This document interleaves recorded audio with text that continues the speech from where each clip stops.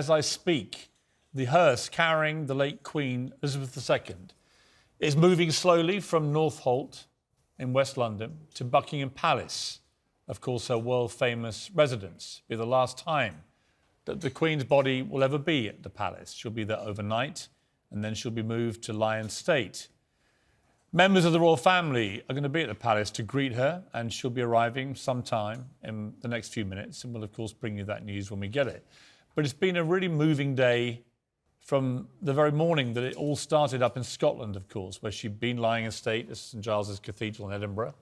She was then taken by the RAF by plane down to Northolt, and tonight her coffin will lie in rest in the Bow Room, where she greeted countless visiting heads of state. And tomorrow she'll lie in state at Westminster Hall, where millions, potentially, are expected to come and try to see her, many of them queuing overnight. Well, I'm joined now by Talk TV's political editor, McCann, and Talk TV royal editor, Sarah Hewson. Let's start with you, Sarah. You're down there at Buckingham Palace, waiting for what is going to be a truly historic and emotional moment, isn't it? This is the great Queen, arguably the greatest of all queens, going back to Buckingham Palace, the sort of epicentre of the royal family to the world, for the last time.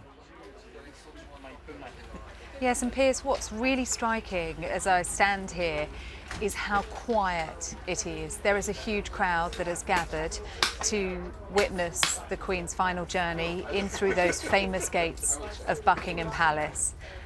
And yet they are standing there in silence, umbrellas up, waiting quietly. They've been waiting for some time now, many of them queued for hours to get a position to see this moment in history.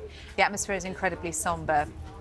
I've been here throughout the week, Piers, and the atmosphere's changed from day to day, but today you just feel that mood has come down, that people are here in quiet reflection, waiting for this moment to say goodbye to the Queen. And she will shortly be driven through those gates of Buckingham Palace into her official London residence, that home that is so associated with the monarchy and the crown and the Queen. And there she will rest in the Bow Room at Buckingham Palace until tomorrow, when at 2:22 she will make her way on a gun carriage slowly through the streets of London to Westminster Hall, to Lion State, and allow more people to pay their respects. So, Sarah, I mean, I was coming into work here in Ealing in West London, and I couldn't work out why the traffic was so bad. And then I looked out, it was pouring with rain. I looked out and I just saw the streets were lined with people and police. And I suddenly realised this was the route from Northolt into the centre of London, into Buckingham Palace. And there were so many people and so many police, and everyone was very quiet, everyone was very respectful, but it was chucking it down with rain. And it was a very poignant scene, actually, that so many people, so many of the Queen's subjects were just waiting quietly. We're seeing now live footage here, actually, of the hearse arriving at Buckingham Palace. This is Her Majesty Queen Elizabeth II. This is her final journey back to Buckingham Palace tonight. Thousands of people there outside the palace waiting for this. And there is the hearse. And she'll be greeted, we understand, by all of the senior royals, pretty much. Her children and her grandchildren and their wives, and I think some nieces and nephews as well. And they'll be greeting this remarkable woman at the palace for the last time. And she'll spend the night there. And then tomorrow the public will get their chance to pay their respects, as the people in Scotland, of course, have been doing the last 2 days.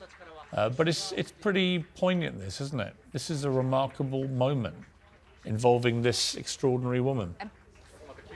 It's very hard not to be very moved by this. Before, well, now the crowd are bursting into spontaneous applause as that hearse passed by. It sent a shiver down my spine. It really is quite a moment. The atmosphere here, it's hard to describe, as that hearse drove through in the darkness, in the rain, and the Queen making her final journey. And of course, there have been so many moments over the course of the past couple of days, from Balmoral to Edinburgh, today from Edinburgh to London, and now this journey from RAF Northolt to Buckingham Palace. OK, Sarah, well, And the listen, Queen now we'll keep a watch back at on that home. and we'll see what happens over the next few minutes, see if we can see the hearse being met by members of the family. I want to go down to Kate McCann, who's in Westminster. Kate, obviously the Queen will spend this last night at her great palace, and then tomorrow she'll move to Westminster Abbey, where she will lie in state for 4 days. And some people have been queuing all day already just to get the chance to walk past and have their few seconds a few feet away from Her Majesty. Well, what's it been like down there? Yeah, the mood in Westminster is a really interesting one. In some parts of Westminster, there is really frenzied activity preparing for what will be a huge influx of people who want to come and pay their last respects. And then at the queuing sites where people are already starting to set up those tents, some of them have gazebos, everybody kind of coming together in not quite a celebratory mood, but a sombre one, whilst at the same time knowing that what they are witnessing is a real moment in history, and they are really incredible royal fans, the people who are already there. They are in the rain. It is pretty miserable. It's on the side of the river. There's not a lot down there, but there will be piers, because there is a huge plan to make sure that all those many thousands of people, maybe as many as 1 million, who decide to queue over the next couple of days, will be well catered for. There will be loos down there. There'll be access to food and drink. You'll get a wristband if you want to leave that queue. And the intention is to try and get as many people through as possible. The atmosphere, though, inside Westminster Hall, that incredibly historic part of the palace, will be still and crucially silent. You won't be allowed to take photos or videos, and the palace is asking people to dress in sombre clothing to reflect really the sense of occasion that it will be inside that palace when people go and pay their last respects to the late Queen. Right, and Kate, meanwhile, our new king has continued his travels around the United Kingdom and today Northern Ireland. That was a very significant trip, wasn't it? It was, and it's interesting that we are describing the mood at these occasions, because we know what the ceremony looks like and we kind of know what some of the formalities are, but it's always the mood that's fascinating. And in Northern Ireland today, that was one of the things that everybody was holding their breath to watch, because there has been such huge tension over time in that part of the world. And remember, the Queen played such a significant role in really trying to ease some of that pressure and tension in 2011 and 2012, shaking hands with Martin McGuinness, for example. Those were seen as crucial moments, that she was really the only person who could make those steps and move things forward. And that was really appreciated, that soft power, if you like. She didn't overstep. She made exactly the right move at exactly the right time. And I think there had been some tension trying to understand whether King Charles will be able to do the same thing.